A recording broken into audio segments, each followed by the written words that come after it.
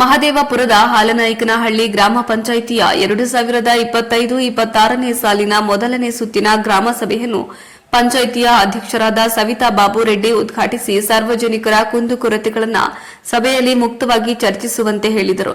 ಇನ್ನು ಸಾರ್ವಜನಿಕರು ಸಭೆಯಲ್ಲಿ ಒಬ್ಬೊಬ್ಬರಾಗಿ ಸಮಸ್ಯೆಗಳನ್ನು ಹೇಳುತ್ತಾ ಹೊರಟಿದ್ದು, ಹಾಲನಾಯಕನಹಳ್ಳಿ ಕೆರೆ ಮಲಿನವಾಗಿದೆ, ಕೆರೆಯಲ್ಲಿ ಕಸ ಕಡ್ಡಿ ಹಾಕಿ ಮಲಿನವಾಗಿದ್ದು ಕೆರೆ ನೀರನ್ನು ಮಲಿನ ಆಗದ ರೀತಿಯಲ್ಲಿ ರಕ್ಷಣೆ ಮಾಡುವಂತೆ ಕೇಳಿದರು. ಇನ್ನು ಪಂಚಾಯಿತಿ ವ್ಯಾಪ್ತಿಯ ಹಳ್ಳಿಗಳಲ್ಲಿ ರಸ್ತೆಗಳು ಹಳ್ಳ ಗುಂಡಿ ಬಿದ್ದು ಸಾರ್ವಜನಿಕರು ವಾಹನ ಚಾಲನೆ ಮಾಡೋದಕ್ಕೂ ಕಷ್ಟವಾಗಿದೆ, ರಸ್ತೆ ಸರಿಪಡಿಸುವಂತೆ ಕೇಳಿದರು. ಜೊತೆಗೆ ಹೆಣ್ಣು ಮಕ್ಕಳು ರಸ್ತೆಯಲ್ಲಿ ಮನೆ ಹತ್ತಿರ ಓಡಾಡುವುದಕ್ಕೂ ಕಷ್ಟ ಆಗುತ್ತಿದೆ, ಪೊಲೀಸ್ನವರು ಕಟ್ಟುನಿಟ್ಟಿನ ಕ್ರಮ ತೆಗೆದುಕೊಳ್ಳುವುದಾಗಿ ಸಭೆಯಲ್ಲಿ ಒತ್ತಾಯಿಸಿದರು. ಮನೆಯ ಹತ್ತಿರ ಶೌಚಾಲಯದ ಚರಂಡಿ ನೀರು ಸುಗಮವಾಗಿ ಹೋಗುತ್ತಿಲ್ಲ, ದಿನನಿತ್ಯ ವಾಸನೆ ಬರ್ತಿದೆ, ಪೌರ ಕಾರ್ಮಿಕರನ್ನ ಬಿಟ್ಟು ಸ್ವಚ್ಛಗೊಳಿಸಿ. ಇನ್ನು ಚಿಕ್ಕನಾಯಕನಹಳ್ಳಿ ಆಟದ ಮೈದಾನದ ಹತ್ತಿರ ಕುಡುಕರ ಕಾಟ ಹೆಚ್ಚಾಗಿದೆ, ಒಬ್ಬೊಬ್ಬರಾಗಿ ಓಡಾಡುವುದಕ್ಕೂ ಕಷ್ಟ ಆಗುತ್ತಿದೆ, ಪೊಲೀಸ್ನವರು ಕುಡುಕರನ್ನ ಮಟ್ಟ ಹಾಕಿ ಸಾರ್ವಜನಿಕರಿಗೆ ಓಡಾಡುವುದಕ್ಕೆ ವ್ಯವಸ್ಥೆ ಮಾಡಿಕೊಡಬೇಕೆಂದು ಸಭೆಯಲ್ಲಿ ಜನರು ಒತ್ತಾಯಿಸಿದರು.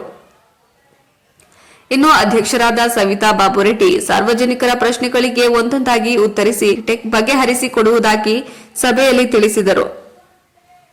ಈ ಸಭೆಯಲ್ಲಿ ಉಪಾಧ್ಯಕ್ಷರಾದ ಭಾಗ್ಯಲಕ್ಷ್ಮಿ ವೆಂಕಟೇಶ್, ಕಾರ್ಯದರ್ಶಿ ಸುನ್ನಪ್ಪ, ಸದಸ್ಯರಾದ ಅನಿಲ್ ರೆಡ್ಡಿ, ಮಂಜುನಾಥ್, ಲೋಕೇಶ್ ಸೇರಿದಂತೆ ಗ್ರಾಮಸ್ಥರು ಗ್ರಾಮ ಸಭೆಯಲ್ಲಿ ಹಾಜರಿದ್ದರು.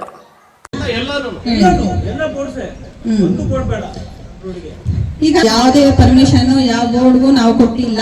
ನೀವು ಯಾವುದೇ ರೀತಿಯಾದ RTL ಹಾಕೊಳ್ರಿ, ಎಲ್ಲಾದ್ರೂ ಹೋಗಿ ಚೆಕ್ ಮಾಡ್ಕೋಬಹುದು. ನೀವು ಈಗ ನೋಡ್ಬಿಟ್ಟು ನೀವು ಇದ್ ಮಾಡ್ಕೊಳ್ಳಿ, ಆಯ್ತಾ?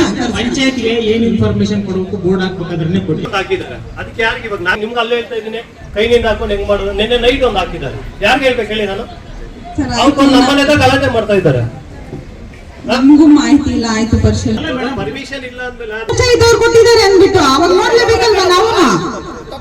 ಅದಕ್ಕೆ ಇವಾಗ ಹೇಳ್ತಾ ಇದ್ದೀನಲ್ಲ, ಕರ್ಸೋಣ. ಆಯ್ತು, ಕರ್ಸ್ಬಿಟ್ಟು ಪರಿಶೀಲನೆ ಮಾಡೋಣ.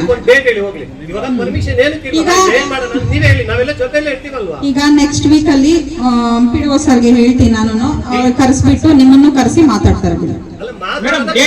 ಏನಾದ್ರೂ ಆಕ್ಟಿವಿಟಿ ನಡೆದ್ರೆ ಪಂಚಾಯತಿಗೆ ಮಾಹಿತಿ ಇರುತ್ತದೋ ಇಲ್ಲ ಸರ್? ಕೆಲವೆಲ್ಲ ಮಾಹಿತಿ ಕೊಡಲ್ಲ ಸರ್, ಕೆಲವರು ಮಾಹಿತಿ ಏನೇನೋ ಗೋಲ್ಮಾಲ್ ಆಗ್ತದೆ ಅಂದ್ರೆ ನಾನು ಒಪ್ಕೊಳ್ತೀನಿ, ಅಧ್ಯಕ್ಷ ಗಮನಕ್ಕೆ ಬರದೇ ಹೋಗ್ಬಿಡ್ತದೆ, ಅದು ನೋಡಿದೀವಿ. ಆಯ್ತಾ? ಇದು ಕಣ್ಣಿ ಕಾಣ್ತದಲ್ಲ ಮೇಡಮ್, ಜೀವದ ಪ್ರಶ್ನೆ. ಅದ್ರ ಬಗ್ಗೆ ಯಾವ ತರ ತೆಗಿಬೇಕು ಅಂತ ಹೇಳ್ಬಿಟ್ಟು ನಾನ್ ಹೇಳ್ತೀನಿ ಕೇಳಿ. ಒಂದು ವಾರದಿಂದ ನಮ್ಗೂ ಮೀಟಿಂಗ್ ಇಟ್ಕೊಂಡು ಈ ಗ್ರಾಮ ಸಭೆ ಎಲ್ಲ ಈ ವೀಕ್ ನಾವೇನೋ ಇದ್ರ ಬಗ್ಗೆ ನಾವು ಇದ್ ಮಾಡಿಲ್ಲ. ಕೇಳ್ತಾ ಇಲ್ಲ. ಆ ಬೋರ್ಡ್ ಎಂದು ಗುಂಡೆ ಅಗದಿದ್ದಾರೆ, ದಯಮಾಡಿ ನೀವು ದೊಡ್ಡವರಿದ್ರೆ ಸ್ವಲ್ಪ ಕೇಳಿ. ನಾವೇನ್ ಸುಮ್ನೆ ಇದಕ್ ಬಂದಿಲ್ಲ, ನೀವು ದೊಡ್ಡವರಿದ್ರೆ ಏಜ್ ಅಲ್ಲಿ ದೊಡ್ಡವರಿದ್ರ ಆ ಗುಂಡೆ ಅಗದಿದ್ದಾರೆ ಪ್ರಕ್ರಿಯೆ ಮುಂದ್ಗಡೆ ಮುಚ್ಚಬೇಕಂತ ಜ್ಞಾನ ಇಲ್ವಾ? ನಾವು ಮುಚ್ಚಲ ಹೋಗಿ ಮೇಡಮ್? ಪ್ರಕ್ರಿಯೆ ಸ್ಕೂಲ್ ಮುಂದೆ ಆಕ್ಸಿಡೆಂಟ್ ಆಗಿದ್ದು ಫೋಟೋಗಳು ಇದೆ, ವಿಡಿಯೋ ಇದೆ. ಏನ್ ಮೇಡಮ್ ಅದಕ್ಕೊಂದು ಸೈಂಟಿಫಿಕ್ ಗೈಡ್ ಲೈನ್ಸ್ ಇಲ್ವಾ? ಸರ್ಕಾರದಿಂದ ಗೈಡ್ ಲೈನ್ಸ್ ಇಲ್ವಾ? ಅಂದ್ರೆ ಪಂಚಾಯತ್ ಈಗ ಫಾರ್ ಎಕ್ಸಾಂಪಲ್ ನಾನು ಮೇಡಮ್, ನಾನೊಂದು 4-5 ಬೋರ್ಡ್ ಆಗಿ ಕುಂದಿರ್ತೀನಿ, ನೀವು ಬಿಡುತ್ತಾ?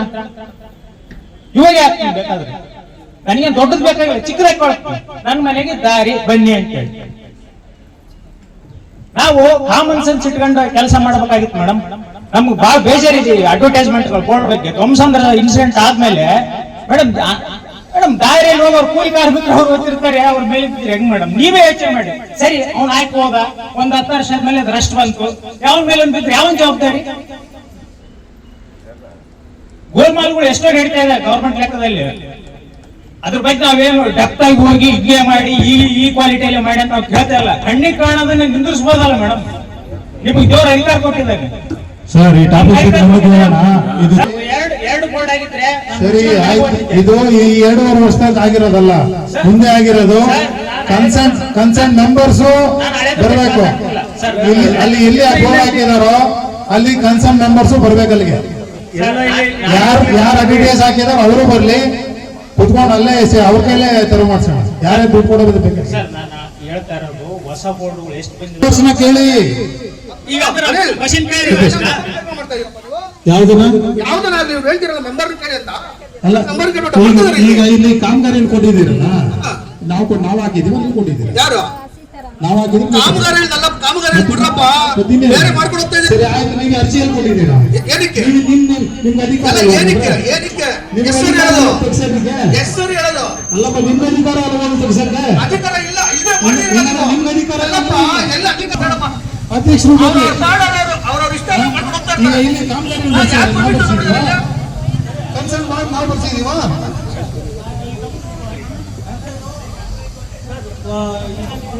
ಅರ್ಜಿ ಕೊಡಿ ಬೋರ್ಡ್ದು 27 ಜುಲೈ 2024 ಫಸ್ಟ್ ಪ್ಲೇಸ್ ಆಯ್ತು ಸರ್, ಅದಕ್ಕೆ ಸೊಲ್ಯೂಷನ್ ತಗೊಂಡು ಒಂದು ಡೇಟ್ ಫಿಕ್ಸ್ ಮಾಡಿ. ಸರ್ 1 ಇಯರ್ ಬೇಕಾ sir? 1 year for action, 1 year. ಸರಿ ಆಯ್ತು, ಬನ್ನಿ ಹೋಗೋಣ, ನಾಳೆ ಹೋಗೋಣ, ಬನ್ನಿ. Will fix the date tomorrow. Yes done. ಅಧ್ಯಕ್ಷರೇ ನಾಳೆ ತಗೊಳ್ಳಿ, ನಾಳೆ ಫಿಕ್ಸ್ ಮಾಡೋಣ. ಮೊದಲಿಂದಲೂ ನಾನು ಸದಸ್ಯ ಆಗಿದ್ದನು ಅಷ್ಟೇ ಪಂಚಾಯಿತಿಯಲ್ಲೇ ಕೊಡ್ತಾ ಇದ್ವಿ. ಅಂದ್ರೆ ಫೋರಂ ತಗೊಂಡು ಏನೋ ಇದು ಮಾಡಿ, ಈಗ ಗೈಡ್ ಲೈನ್ ಚೇಂಜ್ ಆಗಿದೆ. ಗೈಡ್ ಲೈನ್ಸ್ ನಲ್ಲಿ ಕೆಲವು ಕೊಡಕ್ ಬರಲ್ಲ ಅಂತ ಹೇಳ್ತಿದ್ದಾರೆ ಅಧಿಕಾರಿಗಳು.